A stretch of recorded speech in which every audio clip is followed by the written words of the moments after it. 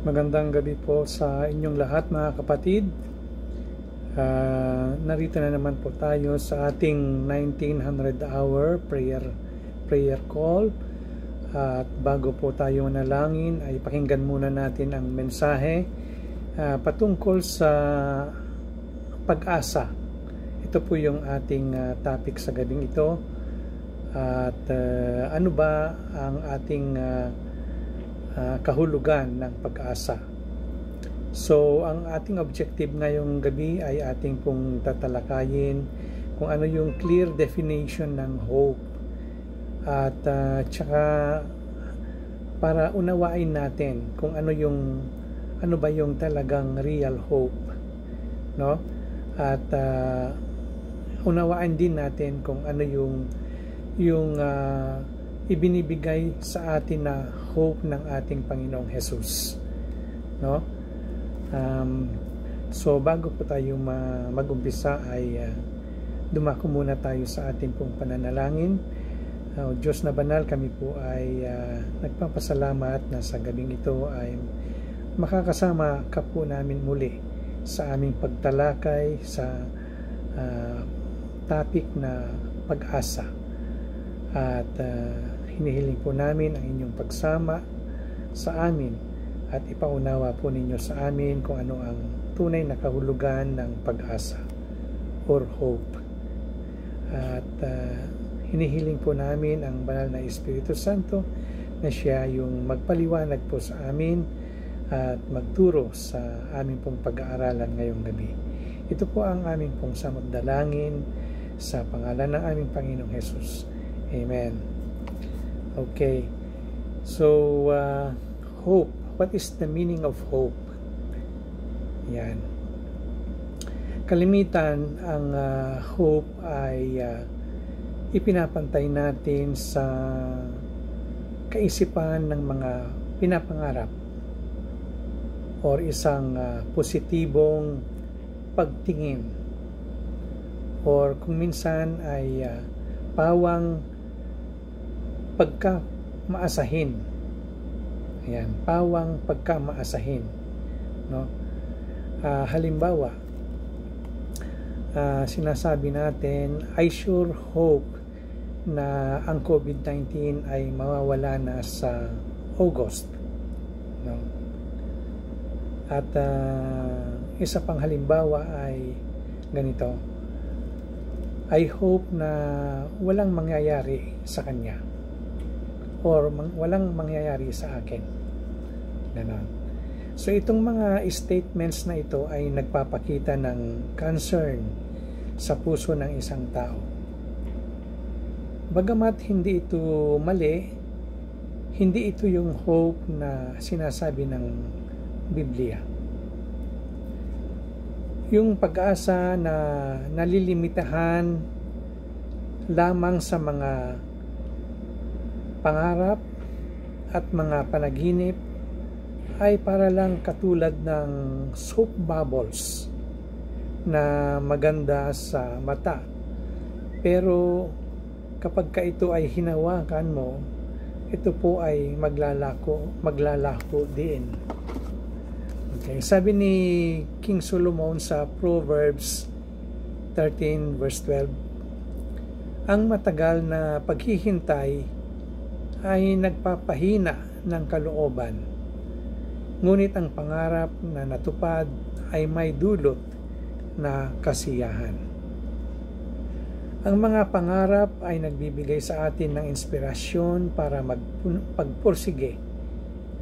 Pero kung walang konkretong batayan ang mga ito'y nagdudulot lamang ng disappointment at heartache sa atin.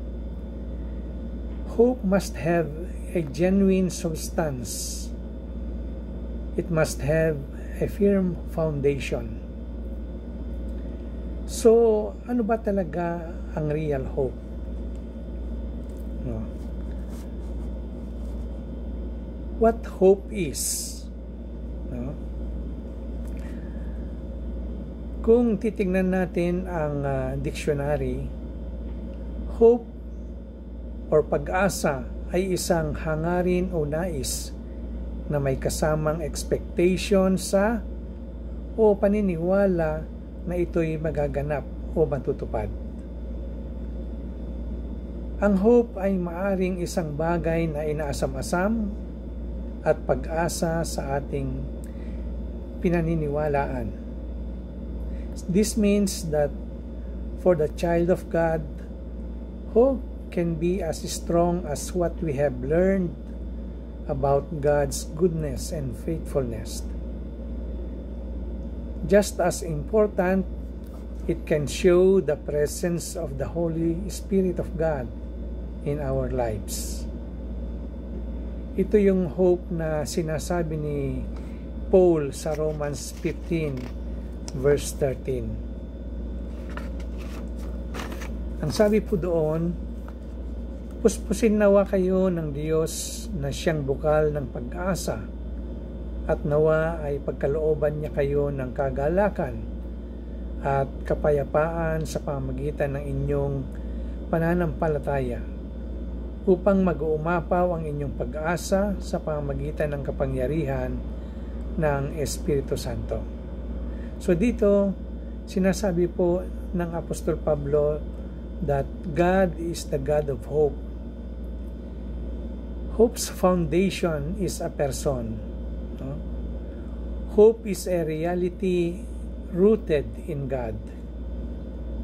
At pangalawang nais parating ni Paul ay Paul wants us to abound in hope. Hope should be a vital characteristics of the follower of Jesus because God is the foundation of hope and because He has given us His Spirit. Sa isang sulat ni Apostol Pablo sa mga taga-Efeso, pinaalahanan niya sila kung ano ang buhay nila bago nila makamtan ang kaligtasan. Sabi sa Ephesians chapter 2 verse 12, noong panahong iyon, hiwalay kayo kay Kristo, hindi kabilang sa bayang Israel, at hindi saklaw ng tipan na nababatay sa mga pangako ng Diyos. Nooy nabubuhay kayo sa mundo ng walang pag-asa at walang Diyos.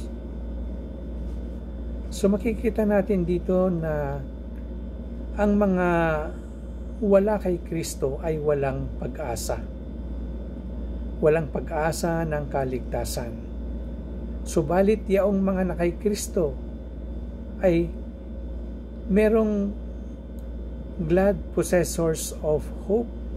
Sila po yung mga glad possessors of hope. So ang hope ay isang joyful expectation, something that we have bilang mga mananampalataya ng Panginoong Hesus. Nagtataglay tayo ng pag-asa sapagkat kilala natin kung sino ang pinagmumulan at dahilan ng ating pag-asa. Kaya meron pong mga bagay na sinasabi si Apostol Pablo dito. No? Nais kong ilahad sa inyo, merong 4 na sinasabi si Apostol Pablo dito. Sa 2 Corinthians chapter 3 verse 12, ang sabi po na ang hope is courageous or nagpapalakas ng loob. No? Kibasahin ko po sa inyo yung 2 Corinthians 3:12. Dahil sa pag-asa naming iyan, malakas ang aming loob. Ang tinutukoy po ni Pablo dito ay yung pag-asa natin bilang mga Kristiyano na merong kaligtasan, nakaranas ng kaligtasan sa pamamagitan ng ating Panginoong Hesus. At meron tayong inaasahan na pagbabalik ng ating Panginoong Hesus ay Kanyang makakasama at tayo ay Kanya na ang iniligtas mula sa tiyak na kapahamakan. No? So, iyon po yung pag-asa na nagpapalakas sa atin ng kalooban. no? At ang pangalawa na sinasabi ni Apostol Pablo dito ay hope is patient. Ibig sabihin, matiisin tayo, no? Makikita natin ito sa 1 Thessalonians chapter 1 verse 2 to 3. Basahin ko po sa inyo. Lagi kaming nagpapasalamat sa Diyos dahil sa inyo, at tuwinay kasama kayo sa aming dalangin.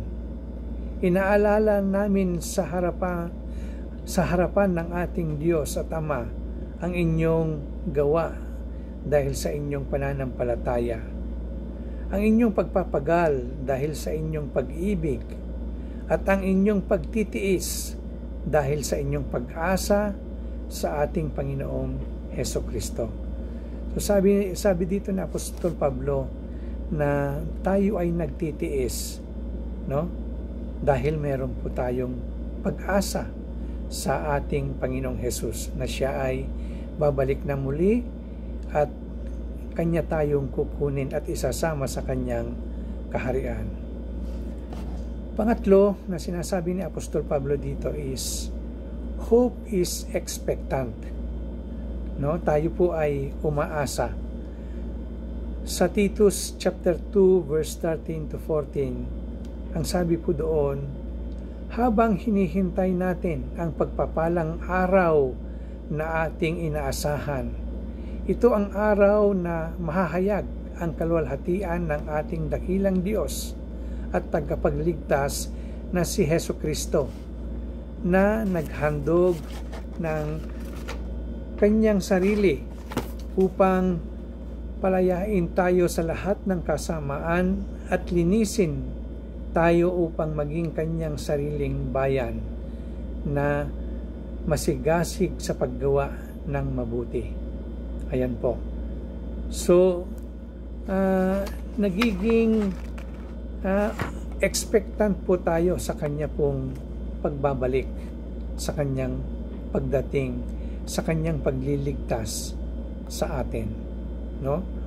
At ang pang-apat naman ay na sinasabi ni Apostol Pablo is that hope is a source of stability. No? Makikita natin yon sa Hebrews 6 verse 19. Basahin ko po. Ang pag-asang ito ang siyang matibay at matatag na angkla ng ating buhay, at ito'y umaabot at hanggang sa kabila ng tabing ng templo, hanggang sa dakong kabanal-banalan o yung Holy of Holies, no? So ito po yung nagpapatatag po sa atin, ano? Nagbibigay sa atin ng matibay at matatag na angkla ng ating buhay, no? Kaya naman patuloy tayong naglilingkod sa ating Panginoon at patuloy na naghihintay sa Kanya, sa Kanyang pagbabalik na muli. So, hope is remarkably versatile, no? With hope, followers of Jesus Christ can confidently engage the world. So, ang tunay na pag-asa ay nagpapalakas sa atin sa mga iba't ibang pagsubok na ating nakakaharap dahil nakikita ang mga pagsubok na iyon sa pamamagitan ng lente ng katauhan ng Diyos. So kaya mga kapatid, sa panahon natin ngayon na napakaraming pagsubok na ating kinahaharap at nararanasan, meron po tayong pag-asa na siyang nagpapalakas sa atin, no? Sa iba't ibang pagsubok na ating nakakaharap, no? Ang Diyos ang nagbibigay at siya ang pasimula ng pag-asa natin yan. Sa Kanya makikita natin yung tunay na pagliligtas, tunay na pag-asa. Kaya naman tayo ay naghihintay sa Kanyang muling pagbabalik. Nawa ang maikling encouragement na ito sa atin, no? Yung true meaning ng hope, no? Hope na nanggagaling sa ating Panginoong Diyos, siya yung pinagmulan nito. At tayo naman ay nabibigyan ng kalakasan. Hope will strengthen us for the variety of challenges we face, because we see those challenges through the lens of God's character. So magandang gabi mga kapatid, at naway nagbigay sa atin ito ng inspirasyon para magpatuloy sa paglilingkod sa ating Panginoon, patuloy na magpapalaganap ng Kanyang salita, no? Nabibigyan tayo ng courage, no? Courage dahil ang Panginoong Jesus ang siyang nagbibigay sa atin ng pag-asa. Sa Kanya nagmula yung pag-asa, at siya yung nagbibigay sa atin ng kalakasan. Courage para magsalita at magpahayag ng Kanyang ebanghelyo. Kaya mga kapatid, tayong lahat ay umaasa sa Kanyang muling pagbabalik, at naway makasama po tayo sa Kanyang pagparito. Magandang gabi sa inyo, at pagpalain nawa tayo ng Panginoon.